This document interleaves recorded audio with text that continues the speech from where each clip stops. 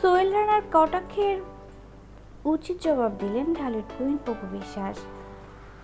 রাজনীতিতে যে যার মতো আসতে চাচ্ছেন, এর মধ্যে তারকারা একটু বেশি এগিয়ে। ঢাকায় সিনেমার নায়িকা অপু বিশ্বাসও নারী সংসদ সদস্য হতে আগ্রহী, আর তাতেই চটেছেন সোহেল রানা। তিনি নায়ক হলেও দীর্ঘদিন ধরে রাজনীতির সঙ্গে যুক্ত। সোহেল রানা বলেন, অপু সে কোথায় রাজনীতি শিখেছে আমার জানা নেই, আদৌ সে রাজনীতি বোঝে কিনা তাও জানি না। তাহলে সে রাজনীতিতে কেন আসছে, কিসের লোভে? এটা কি একটা সংস্থা? আমি সত্যিই নির্বাক।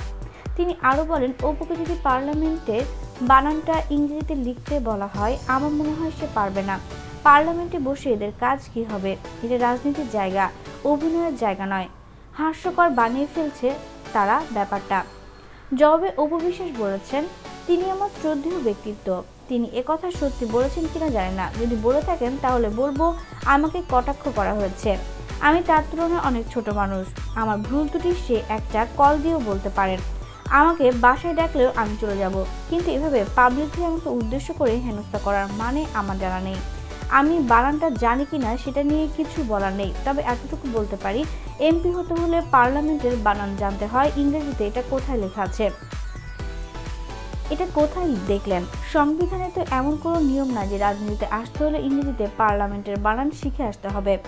একজন স্বাধীন দেশের নাগরিক হিসেবে সবার অধিকার আছে রাজনীতিতে অংশগ্রহণ করার। দল সুযোগ দেবে কিনা সেটা পরের ব্যাপার। আমি আমার মতো যতটুকু পারি জনগণের কাছে যাওয়ার চেষ্টা করব। তো বন্ধুরা, আপনার কি মনে হয় সোহেল রানার এরকম অপু বিশ্বাসকে কটাক্ষ করে কথা বলাটা কি ঠিক হয়েছে? আর অপু বিশ্বাস যে জবাবটা দিয়েছে সেটা কি সঠিক মনে হচ্ছে? দর্শক, আপনার মূল্যবান মতামতটি কমেন্টের মাধ্যমে আমাদের সাথে শেয়ার করুন এবং আরও সব লেটেস্ট আপডেট নিউজ জানতে চাইলে আমাদের চ্যানেলটিকে সাবস্ক্রাইব করুন।